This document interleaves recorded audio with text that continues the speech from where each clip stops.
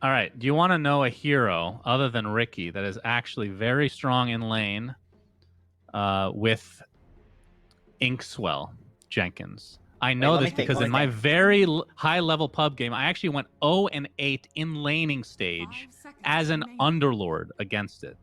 Okay. Juggernaut? It is Grimstroke Weaver. Oh, okay. Destroyed me. I didn't know what to do. I've never fed down mid, but that's as close as it gets. I was just feeding in lane left and right. Did you have a sentry in the lane? Of course not. I'm Yeah, I talking figured. about my Yeah. pubs. All right. You think I'm Okay. going to buy a sentry? Jesus. Okay.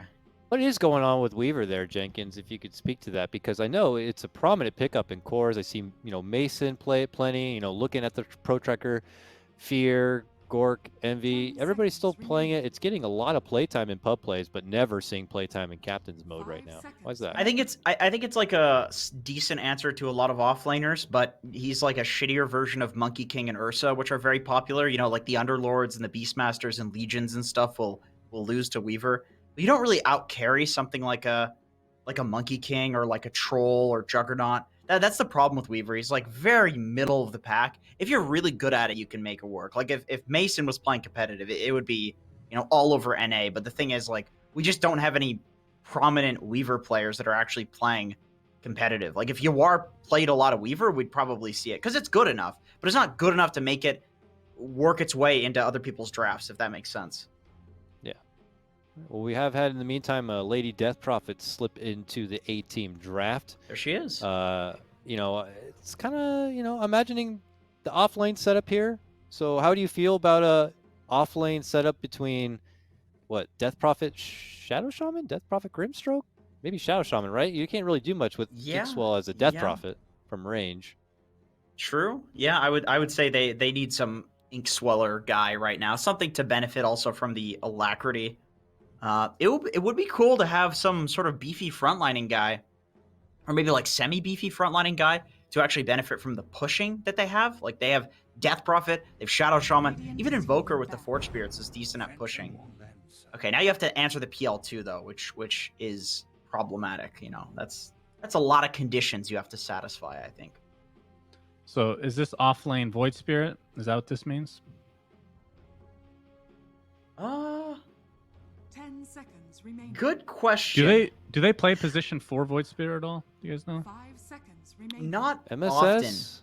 often. From what I saw in like the last 15 games, it's always been Quinn. So, but I know he does play it. I know he also does play Monkey King though. So, well, yeah, from position 1 standpoint, even Yawar plays both these heroes, right? The PL and the Monkey King. Both are, I guess. I know PL used to be old school counter to Invoker mid. How does Monkey King match up? Is that still, I assume, fine since he's basically ranged? Yeah, I think so. I think both of these heroes will do fine against Invoker, which presumably is why they picked both of these heroes. Good against Death Prophet as well, because they're just flexible. They can put these anywhere depending on like where the side lanes go. Like hell, this might be a support Invoker still. It's actually so hard to read into this A-team draft, which is good. Like we wanted to see the like flex in the pocket strats. Like this is it. This is good. Yeah, really curious what's going to go. How many boxes to check here, as you want to have something that can represent the lane well, but also be able to go toe-to-toe with the likes of a Monkey King and a PL. And I can't think of too many heroes that could do that. And the ones I think of, I don't feel great mentioning. Like Medusa, I don't know. Well, it can have an answer for both of those. So, okay, welcome a fight. Let's figure out our boxes here. So we probably want something to combo with the Grim. Otherwise, the Grim's looking weird. Okay, we need something to deal with PL because there's no illusion clear. So that's a must. Do we need to deal with the Monkey King? I don't think so. I think Monkey's kind of okay in this game. There's a bunch of ranged heroes. They have disables. So we'll say we need something that deals with Monkey King. We need something that that deals with PL. We need something that combos with Grim. So Battle Fury heroes, I guess, is like somewhat of a... Oh, it would be a Phantom Assassin maybe then, right? Inkswell? Sure. Maybe. Not bad.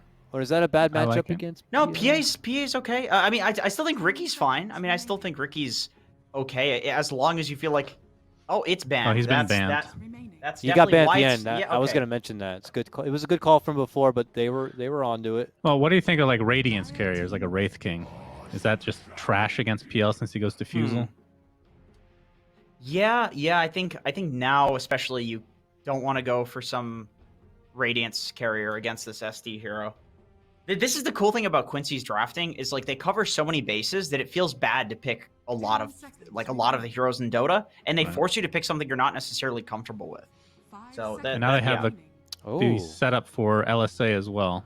Very easy setup. Yeah, so off lane, Void Spirit. We have no idea. I actually don't know. Like it could be awful. I mean, I see Seb playing this off. Oh, they do go for the Wraith King. Okay, I see. I don't know about that though. I don't know. I that could be one of those Yeah. like we're settling with a comfort core pick that's still available for us to use. You know, Wraith King. A lot of the lineup on Quincy's side loves these long-winded fights, as this Wraith King does. So, digest it real quick, gentlemen. We're gonna have to throw it over. So process it for what it is at face value, and give me your prediction, Suns fan. Quincy crew. Yeah, I feel like you can't go Radiance on Wraith King, but you kind of have to. Like, is Mjolnir Wraith King even a thing? Like, the old Armlet Assault is not going to do anything against PL. So I don't. Tough game for A team. I'm gonna go Quincy. I think their draft is very nice. Not much left to pick. It was hard for us to figure out. All right, let's see if the casters can agree. We have, of course, Lyrical and GoDz going to be on the mic. Let's throw it their way after a short break. Oh, hello and welcome back, all you fine folks out there. We got game number 1 of our second series here. Quincy crew facing off against the A team. GoDz panel seemed pretty convinced that they were feeling the love for Quincy crew. I feel like that's maybe the name, but they did seem to like the draft. How do you feel about the drafts? You know, I don't think it's a major outdraft. Like, I think the Wraith King last pick was probably the best hero left. Kind of, I think it's a good point the panel say where Quincy crew did put them in this position where you're not going to feel great about the Wraith King, but end of the day, it's the most comfort pick, it's the most meta hero, and the Radiance build, I actually think it's fine against the Shadow Demon because you can just toggle the Radiance when you get disrupted. Oh, right. At the same time, it's still tough. You're playing against PL. You're playing against a lot of like kiting supports. They're going to kite you and cause problems. So we'll see how it goes. We got a run up top. Less loud. Oh my God, is he going to go for the courier snipe? Dude, this seen play. This in a while. No, Wraith King just moved his courier back into the game. And they see him. They're pinging. Yeah, oh my God, less loud. No, don't let it happen to you. Are they going to get him? He needs to TP soon because they're coming for him. Yeah, he's got to get out of here. Although he does have, he can switch into tree dance if he needs to. Yeah, old Yoda can get level Inkswell to stop this TP, and yeah, he may be screwed. He's gonna take some tower shots. Oh my God, dude, he's taking so much damage. Less loud goes down. First blood. A team on the map. Look at him go. That is a dynamite start. I love it. A-Team already coming out, guns blazing. They were ready for the trick. They microed the courier into the fountain. They baited him so well. Love to see it. Damn, that was sick. All right, well, already, you know, I don't know if I would call that a disrespect play necessarily by the Monkey King, but trying to catch him sleeping and not just playing like a straight-up Dota game. Definitely. Leslau loves to go for those sneaky little plays every now and then. He's kind of one of those... I kind of put him in that category of like Ice style offlanes where he's very chaotic and loves to play like kind of aggressive. And that's the exact kind of play you'd kind of see in that scenario. And yeah, A-Team ready for it, but this top lane's going to be tricky. Shadow Demon spamming the Shadow Poisons, putting a lot of pressure onto Rises. They do have a stick at least at the beginning, but you can't sort of just sit there and passively farm. And Wraith King, not exactly the most mobile of heroes in the early going, but does appear to be getting some pretty decent farm already at the start. You know, the panel was talking a lot about really good combos coming out with the Grimstroke. I feel like this is a really strong game for Shadow Shaman. Zabo's got like a great setup as they're going to hit an LSA actually onto the Bloody Sky there. But, you know, you get double Ether Shock. It's a huge amount of damage because it's onto the big AoE. Double Hex, double Shackles. Could be really nice. Yeah, I think they've done well to make sure they have some heroes to combo with the Grimstroke. I mean, like you say, everything. Every hero has something, really. Spirit Siphon, Wraith King Fire Blast, you know, it's there's stuff there. I think the concern for me is going to come as far as Quinn's impact on the game compared to Prince. These two mid laners, I think there's a lot of pressure on them to kind of control the mid game, and what we've seen from Quinn so far in the DPC is scary. True. Yeah, I feel pretty comfortable saying that I would almost take Quinn over like most other mid laners in the world right now. I think he's just like really on top of his game, and if you watch him play, it's like just another level. So yeah, something to definitely watch out for, and how Prince can deal with that pressure going on early. Already a slight lead for Quinn, but not anything to write home about. All lanes actually a little bit ahead for Quincy Crew here. Yeah, from what I've seen of the lanes, bottom lane, oh, they're gonna go on Yuar here.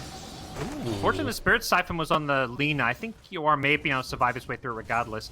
But yeah, LOA's played really well in this bottom lane, aka SVG. He's managed to get that side pull off, deny a few creeps with it, and just hitting these blind LSAs and getting very efficient harass trades off. So I've definitely been impressed with SVG's laning stage so far. He gets another side pull off. This is really causing problems down bottom. That's nice stuff. And, you know, as Jenkins was talking about, one of the few people that's playing this position 5 Lina and definitely has practice with it. You know, a couple nice things. You've got a decent stun there if you can get the setup and the right angle on it. You've got really good range for harassment. Not bad right-click damage either. It's, you know, kind of everything that you would want early out of a hero. It's just if you can hit those stuns or not. Yeah, and that's where you need to be a Lina player who practices the hero, because the stun is not easy to land. He hits another one, and that's going to lead to a first or second blood. Actually, they got the first blood top on the monkey, so nice kill for SVG. Very well played. Everybody getting low mid, but yeah, that action down bottom, what you want to see if you're a Quincy Crew fan, and you know, all set up by the good play from the Lina. Up top, haven't really spoken about it that much again. Rises is pressuring in, and they're trying to get a pull off, and Yoda will be able to do that right here. Connecting through that tier 1 camp as well. 4-minute rune. Quinn guesses top, it spawns bottom, which is good news for the Invoker, since Quinn kind of just pre-ran there, so if it spawned top, he was going to get it. And Quinn having a slightly better time mid, but Prince now with a couple points in quads, 3 points actually, gets a third one. He's going to be able to constantly regen up in this mid lane and hold his own. Should be fine for sure. And, well, it's kind of interesting seeing this offlane Death Prophet. We haven't talked about it all that much, but it feels like it fits the style of how I would imagine the A-team want to play this. You play just fast around your cooldowns, easy, simple Dota, don't need to get too crazy. And, you know, if you can get out of the laning stage okay, which so far it feels like the Bloody Sky kind of has, I'm feeling okay about their state of the game so far. Yeah, I think overall, watching A-Team play, they've had really solid, impressive laning stages, and I think there's, you know, this kind of expectation chatter that A-Team as well as 5-Man Midas are probably the 2 weakest teams, but A-Team have looked super solid in all their games, and I think they're going to actually make that kind of competitive about who gets kind of into that middle of the pack of teams. Theoretically, I could see them doing well against like a team like Black and Yellow. Yeah, that's going to be the interesting point to watch there. I think them versus Black and Yellow, and I can't remember if they've played against 5-Man Midas. I think that they did, yeah. I don't think neither of those teams has a win yet. So both A-Team and 5-Man Midas, like they're sitting at the bottom of the table. They're 0-3 and 0-4. It looks bad, but you look at A-Team and who they played. You know, they played 4 Zoomers, Undying, and Sad Boys. They haven't played either of those other bottom 3 teams, right? Or at least are the teams we expect to be bottom 3. Whereas Black and Yellow, they're 1 and 2, but that's because they have that win against 5-Man Midas. Right. That makes sense. It's going to be something to watch for. Is this the team that's going to be able to sort of make it avoiding the relegation that we know is going to come from somebody eventually? Exactly. Like, you know, on paper, it's going to be a A-Team versus Black and Yellow to determine who gets relegated, who doesn't. But before we get there, right now, A-Team's holding their own in this lane stage. Prince avoids a gank from LOA, so they're pretty much dead even in this laning stage. Really solid play from them. They do lose Rises up top, and that was a pretty nice little blow-up that they had there. Obviously, MSS able to get involved and make some stuff happen early on, the 6 of those Shadow Poison stacks. But I think that you look at like that rotation there mid, they're going to try and do it again. This ward back behind the tower hits the LSA, and that should be another death. So a nice little pickup there as Quincy Crew, again, making the right moves, not being, you know, hurt at all by the early pressure they're feeling, and winning all 3 of the lanes. Yeah. Still, they're they've got kind of some items and levels on A team, so we'll see if they start making some moves with this level 6 Invoker. I think usually you want to see the Invoker farm the urn up first, so still doesn't quite want to make those moves yet, and because he went for the boots and won first, it feels like he's going to need a bit more time before he's ready to go. Definitely. Quinn again, keeping that pressure on, always keeping one astral step available to jump away if things get a little bit too dicey. But at least at this point, this game feeling very static. And we're just waiting for that, I guess, level 6s to come on out for some of these other heroes for when we're going to see a rotation. I don't know who really rotates on A team. None of their heroes do it that well, it feels like. Yeah, and I think this is something we've seen from Zabo a lot. He almost over-rotates in the laning stage. He's often gets a bit under level. He is going to, looks like, escape with a TP out before Lina stun can come, but yeah, I think he tries to rotate and use too many smokes maybe in the first 5-6 minutes of the game. And as a result, like, we reach this mid-game, well, not really in the mid-game, we're still kind of at the end of the lane stage, but we reach this stage where it feels like he needs to make plays and he's just a little bit under level. Right.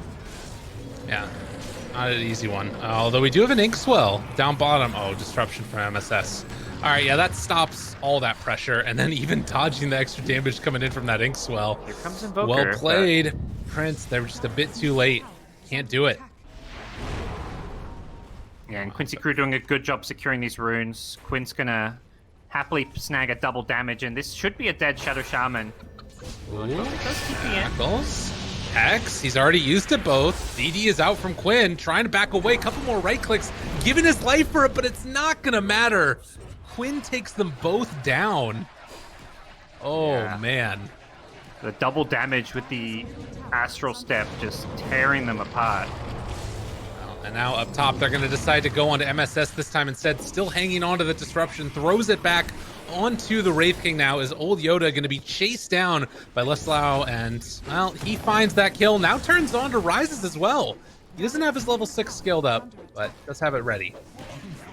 Quincy Crew just making the good moves, securing the key runes, which when you've got this like mid lane hero like a Void Spirit, rune control matters so much because this hero with an Arcane rune, a DD, even a Haste rune can make so much happen.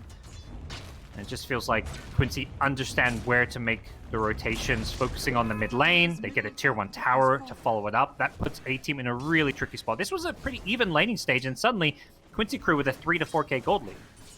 Yeah, it feels like as soon as things start devolving down a little bit, those moves that Quincy Crew make just are so much more potent, and you get a lot more done. And like this play right here, right? This is great for them if they can get this tower freely, but everybody is rotating bottom, and I think the Blaze guy's just gonna die. They chase in, pull him down, and he's gone. Exorcism wasted. Old Yoda gonna be chased down next as well. And they won't be able to stop the bleeding as Quincy Crew, they're smelling blood in the water. Yeah. I mean, this is the Quinn show. He just loves to get active. Once that laning stage devolves, as you kind of point out, he's the one making sure he's involved in every rotation, every fight. This is where they start creating space for UR, who sometimes maybe doesn't have the best laning stage. He likes to play these greedier hard carries that can be pressured. He's done fantastic in the laning stage, so he's going to get farmed out of control now. Yeah, going to be a big monster as Prince... Just barely off the mark there, almost connects. LOA in a bit too deep. They want to try and find a return kill, and, well, the question mark from his own teammate. Oh, okay, I got it. I think both teams are lag. I mean, I've had some lag as a spectator, so I think the server's having some problems. But it looks like they're leaving LOA to die. Is this Year Beast? Is that what I'm hearing? The update? Probably not. You know, I don't think middle of your upper division DPC is the time to, drop a big patch or something like that. I love the little talk that they got going. Well, I appear to be dead. Indeed, there's some good things going on here. They're ready to go. Yeah, no help coming the way of poor SVG. He throws that. Oh my God, is he gonna live? He could deny the rune. Can't move. Oh. Apparently, boy, this guy's having some trouble. He DCs. Okay. Hopefully he'll get back in and be fine. Yeah, hopefully nothing too serious. Well, definitely Quincy in a commanding position with the free farm they've gotten on PL and Void Spirit. They'll happily lose their Lina here. Very much a let's try and get a kill and quickly and get out. But once they don't get the kill and the TPs come, you just kind of have to sacrifice your support. And at least for now, they should be getting back into this one. Is he moving? He's moving. All right, we're good to go. Unfortunately, still no urn. Oh, yeah. Is anybody going for that? Invoker just picked it up. As in, like, he didn't get urn charges for that kill. Got it. Because getting your first urn charges as Invoker is always, like, a kind of a key timing. You want to try and get them as soon as possible because that's really what enables you to get more kills, is having the urn charges with the Cold Snap. Oh, we got another DC. Not sure what exactly is going on right there, but Rises, I think, caught sight of MSS briefly. Okay. So he And should he'll be be able in to now. get out of there, yeah. Yeah, it looks like he's got the Radiance queued up, just the casual gloves of haste. This is the Wraith King build we used to see from Hector with the casual gloves for the attack speed to help you farm. Feel better already. Mm-hmm. Server kicked him out. I don't know. Oh, wait, no, he didn't see MSS. Okay, that's unfortunate. And they killed him twice, though. Well, they're at least going to get him once. Rises, shows up, finds MSS. Now the turn, looking for the fight. Zabo, he's got him caught here. Hexed. Didn't quite get the shackles off in time, and there's the astral step away. Oof. Yeah, so just the reincarnation down. Still, like, it's worth killing him for the reincarnation. Obviously, not good that they lose a Shadow Demon, and a great response from A-Team, who are looking for more. Quinn gets caught by a Wraith Fire Blast, but he's got an Astral Step to escape now. But the problem for Rises now is he's very vulnerable. Without reincarnation, Quincy crew could make a dive on it. This is a little bit scary for Quinn. Oh no, they're just going to go in onto Rises. I thought that they were going to try and turn this here, which they still can. Cold Snap onto Leslau. Quinn thinking about diving in here. They've dropped the wards even. And they will find the kill onto the Monkey King. 2 deaths for him early. Prince was ready with a Cold Snap. I think Monkey King wanted to jump in and then pop a Wukong's, but he was just getting chain stunned and he couldn't cast it. Quinn, though, he's not done. He's back in. And they recognize no mana on Shadow Shaman is a free and clear way to take this fight. Prince taking a ton of damage. One more stack of poison is going to be enough for the kill. They finally get enough mana there for the Hex. MSS still being chased and beaten down. Zabo trying to get away from Quinn, but Quinn will find that kill, and he still should be able to get out of this one. He's got another Astral Step in a second. He's fine. He's just doing so much damage. Like, watching Quinn in these fights, it feels like he's kind of like, you know, if this is like CSGO, he's like kind of baiting his teammates. His teammates go in, tank some spells, and then once that happens, Quinn can just dive in. But that's how you need to take these fights if you're Quincy crew, and that's the Monkey King's role, is to go in first. He has the BKB queued up, recognizing that, and really set up Quinn for success, enable him. They will find LOA hitting on a scan, and that is going to be a dead Lina. So some more urn charges into the coffers of the Invoker. But Quinn is back again. He's right into everybody. The Hex is there. He's maybe has gone a bit too far finally, as they will find and punish him. Yeah, good moves from A-Team. They're just making sure they bring numbers. The concern is very much, I think, similar to some of the other games we've seen with them, where they constantly are ready to fight and take these fights, but they're kind of in this 5v4 scenario where they're holding their own, getting kills, but there's an enemy carry, in this case, Yoar's PL, that's just free farming away uncontested. Yeah, and that really, like you said, is going to be the undoing for A-Team, unless they can keep up this pressure, take down towers, and like shut out the map, which is what it looks like they're trying to do now. So they don't have Serpent Wards. They're going to have it back up in 8 seconds, but they will have Exorcism. And maybe a counter smoke play being done by Quincy crew here as well. Let's see if they run into each other. Oh. Saber may pop it. We'll see. Well, they're heading At this in. point, yeah, I think Quincy should have an edge here. If you let Old Yoda die and just cut your losses, I think this is good for A-Team. And they will. Yeah, Wraith King, I mean, that Smoke Gank was kind of intended to find the Wraith King, who still did not have reincarnation, so if they caught him farming, that would have been great. MSS gets found here under the tier 1. Nice wards from Zabo. Really big stuff. Sunstrike going to be off the mark, but they still have Exorcism going, and Leslau TP's into this one. Still feeling like they're strong enough, and the tip comes out afterwards from MSS, saying, fine, you can take me down, see if I care. As the Bloody Sky making a little bit of a retreat. Silence comes out afterwards with the Spirit Siphon. Big jump from Leslau, tries to find the kill, and finally the Laguna Blade is going to end his life. So they don't manage to get the tower with another Exorcism and wards being used. Yeah. Space for Wraith King, but definitely a scenario where Quincy are now starting to win the fights while their carry free farms, and, you know, PL is pretty handily out-farming the Wraith King skill. Even with the Diffusal, Hood is deciding not to show up to any fights right now. I don't think he needs to show up to fights because Wraith King's not even there. Like, his item build right now is to counter the Wraith King, and, well, there's no point showing up to fights that Wraith King isn't there for anyways. Right. That's really the big thing to watch for is, like, does he need to end up showing up to a fight anytime soon? And, well, probably not for a bit at least. But Bounty Rune going to be picked up. Meanwhile, you are on the other side. Picks up a couple of them himself. And at the 15-minute mark, it's a 6,000 gold lead with the XP right about at the same situation. So if you're A-team right now, I don't know, is there like sort of a continue doing what you're doing, wait for that Radiance play? Or do you think that they need to make something happen again with like wards and exorcism? I think fighting around your ultimates, definitely pressuring towers with the wards and exorcism, but you're close enough to the Radiance now. I imagine the discussion is like, okay, next big smoke move, let's try and involve the Wraith King. Okay. Mid lane, they find that Death Prophet yet again. She will be fine though, on a casual cloak.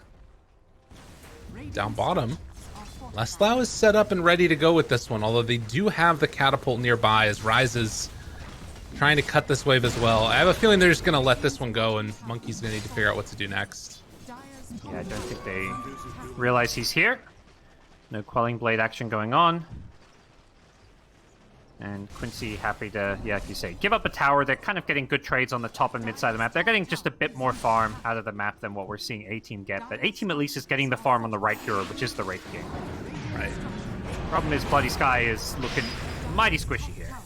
Shackles used again. Silence. Spirit Siphon. Big play with the exorcism. It's not enough. And LOA, the one that finds the kill. LSA connects afterwards. Although with the cold snap and now the Hex, this should be enough to take down the Lina. But man, it's a steep price to pay as Zazo almost goes down, but managed to get out of there. Oh no, bottom lane, Wraith King, he's been caught. Oh God. All right. I think Quincy recognized while that fight was going on that most of A-Team was there, so they just say, okay, we've probably Lessa, who's been camping this bottom lane, just made the call for Quinn to TP down. All you need is that Quinn Void Spirit plus Monkey, and you can kill the Wraith King twice. Yeah. Important kill. It definitely just has that feel of snowballed advantage building upon snowball advantage, and right now Quincy Crew in complete control of this game. The net worths of those cores are just skyrocketing, and Invoker and Death Prophet haven't really been able to keep up as much. Yeah. Plus they get the Philosopher's Stone. One of the best tier 2 neutral items, perhaps the best. You always want to get this item, I feel like.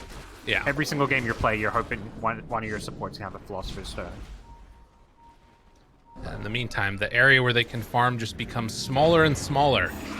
And trying to force them back where they can, but the ward's super deep in there. Leslau finds himself a Grimstroke. Old Yoda, I think he's going to be fine here now. Well, instead it's going to be Leslau that goes down.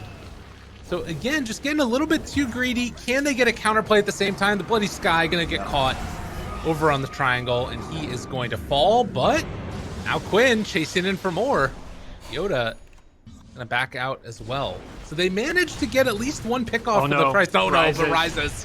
He can't afford to go down. Big fish. And he will. Yeah, he did buy his Radiance, I believe. It looks like he's got no money, so I assume that's because he bought the Radiance.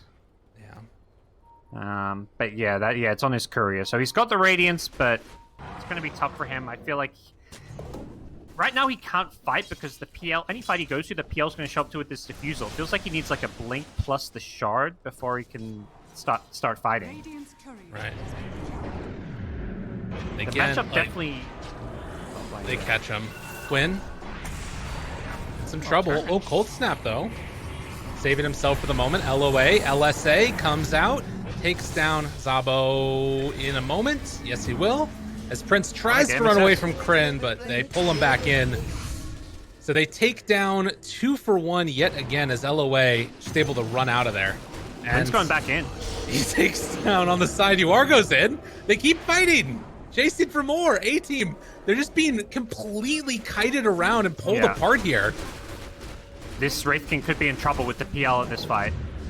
Now, they did just lose Quinn's courier, and it looks like with exorcism and wards dropped in front of their tier 2s, I mean, this tower is going to be down too. They just want to not lose their outpost before that 20-minute mark. Yeah, it's very true. Can they get it in time? There's a small window. Yawar goes in. Doesn't look like they'll get there. Nah, can't quite get there. Oh, in maybe time. with 2 heroes? No, they're not going to do it. Just narrowly keeping their outpost XP.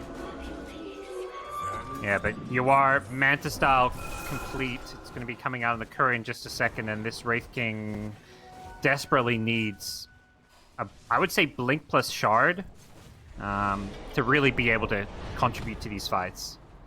Right. And at the pace this game is moving, it just does not feel like that's going to happen.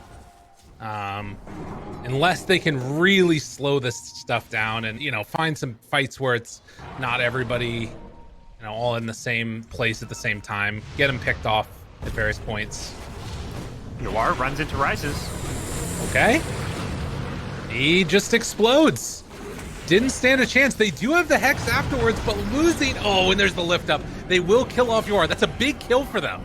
Now Leslau showed up, and they need to get away with the rest of the A-team here. Prince gonna go for the whip on the Bloody Sky. Meanwhile, the run back. Zabo keeping control of Quinn just to ensure that the rest of his team gets out. Bloody Sky walks back into there.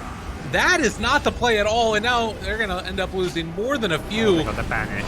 And there is the LSA follow-up now. Prince trying to stop it from happening, but Quinn is right on top of him afterwards. Chase down continuing. Don't quite get the vision that they need. Dust is out, misses there on the Remnant. And they will escape with Prince, rather. Nice job by A-Team, recognizing the PL kind of overcommitted and bursting him down, but you can really see how far ahead Quincy are by that fight. They lose that carry pretty much at the very start of the fight in a carry-for-carry trade, but you turn that into a 4v4, and Quinn as well as Leslau and the Monkey King, those two are just so far ahead in terms of itemization that, Quinn can just clean up in a fight like that. And this is without, he has like the one defensive item in the Yules, but basically playing a completely free game at this point once those Shaman spells have been used. Yeah. Lelis's Monkey King didn't even need to pop his BKB. He just was diving in, and they'd used so many spells to control the Void Spirit and the PL that he just had a very free fight as well. But A-Team, this is their way of playing Dota. They're going to keep running at you. They're not going to sit in their base and let you get that 30k Sad Boys-like lead. They're going to keep trying to fight their way back in. Mm-hmm. And, I think that's what they need to do. Rises on the Wraith King probably needs to farm another item or two, but the rest of the team have to try find some pickoffs. Now, there isn't really an alternative here.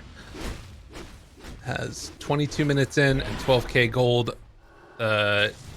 Map very open right now for Quincy crew. While, again, A-Team stuck in their triangle. Down bottom, Quinn is there to push out the lane. I'm not really sure what you can do. I guess that they need this Aether Lens on Zabo before he can really even initiate. And that, Blink feels like it's going to be way too far away. Maybe an initiation with a Cold Snap or something from Invoker with a Ghost Walk in or something, but yep. They got to find pickoffs. Yeah, I think Quinn is near unkillable. Like you say, a Hex without the Aether Lens is very unlikely. The Blink just not feasible. So maybe if you get him from Fog, but it's going to be Quincy crew initiating from Fog. They catch Rises up top. Still has the mana. And doesn't actually look like he's going to end up dropping yet. And instead, it might be MSS. Good silence out afterwards, but there's the Wukong's command onto everybody, ripping them apart. They do have control with the leash there onto a couple of them, but they pull back in. Bloody Sky. The Death Prophet is going to die.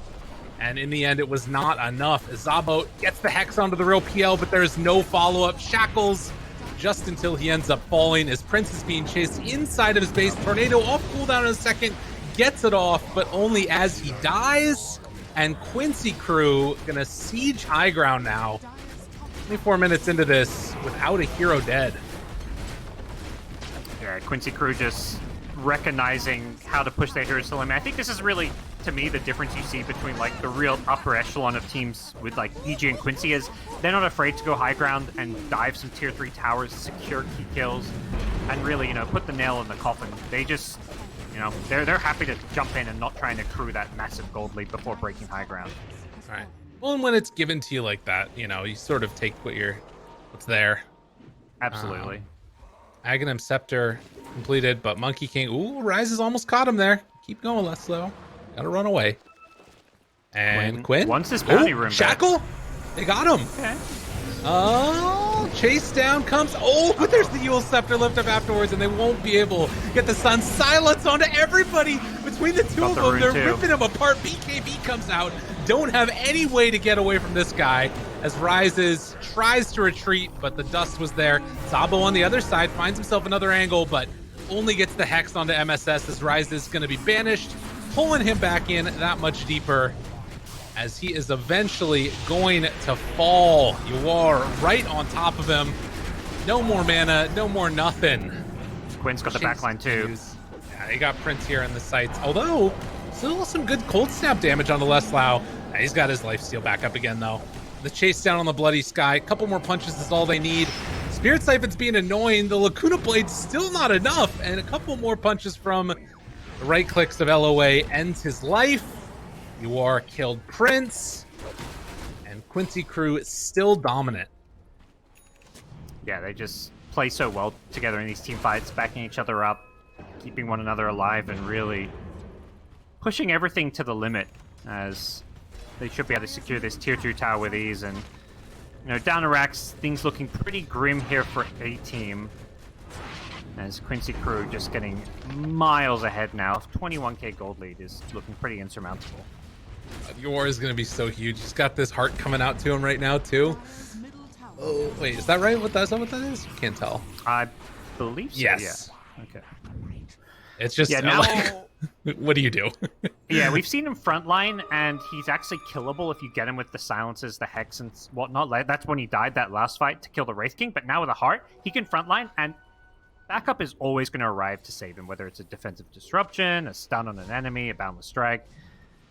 You know, he's pretty much unkillable now as long as he has got teammates somewhere nearby. Yeah. Oh. Dude, Leslau is just ready to go at a moment's notice. He's always in front of them. He's got this Mage Slayer too. I love this item. Yeah, that's a really cool idea. The magic resistance benefit. He sees the ward come down, and he's going to jump in. He did miss the boundless strike. The Hex comes out afterwards, but Quinn is all over the back line again, and they'll blow up that Grimstroke. Just about playing around your vision. You know, I think every team knows this, but Leslau able to stay on that high ground tree, knowing the enemy don't have a ward there. The second he sees them plant it, that's when he initiates. No, they Silence. call Bloody Sky. It was a good attempt to try and get the silence in the TP out, but double dust for double the fun. They take down Death Prophet. Yep. And everywhere they go, somebody dies. Oh, and Rises. He thinks he sold 3 or 4 bottom, so he's like, oh, I can farm top, but instantly they TP top. They have the outpost, and Rises, well, he's looking mighty dead. Literally, just like everywhere that they go, they're killing them. They don't have anywhere to farm. They don't have anywhere to do anything. Quincy crew just slay. Completely all over them. Down bottom is next, maybe? Leslau's here. They're ready to go. He sees them. So even though they don't have numbers, MSS, well, I was thinking I was going to get away from this one, but he does stick around, but here comes initiation. Oh my god, and BKB comes out. Zabo, it was a good attempt trying to take down MSS, but they were super ready. Tries to TP out of there. MSS gets the banish. They find him.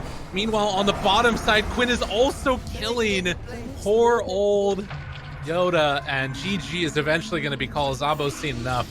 Gonna have to see what they come out with in game number 2, but for now, Quincy crew completely demolished that game number 1. Yeah, they just, you know, it's not even like they're playing with their food. They just kept on eating their food. You know, they're at the buffet going in for seconds, thirds, fourths, and fifths. They just showed no mercy on A-Team this game. 39 kills in just 28 minutes. Yeah, true NA fashion of just filling your face at a buffet. You love to see it, man. I am impressed because I guess that's the other thing is like when you looked at the way that you know, Sad Boys played their game number 1s, it was like outdraft, into really good play, into like really conservative stuff. This to me felt like Quincy Crew never let off the aggression. That feels like the type of thing that you can replicate against top teams and still play that aggressive style and not have to like just rely upon out drafting them. Yeah, they're drafting to their strengths and drafting well, but like you say, I don't think they're just winning games based on draft like what we see from like the PPD squads, our Sad Boys. I think they're just outplaying, outskilling their opponents. Even at 5-6 minutes in, the lanes are pretty even, but then they just like flip a switch, they make all the right moves, and just the game completely blows up. Well, ladies and gentlemen, that's going to do it for game number 1. We're going to have to see if game number 2 will be any different, if A-Team can come out with maybe some interesting strategies. But for now, we're going to head to a break. When we come back, panel's going to break it all down right after this.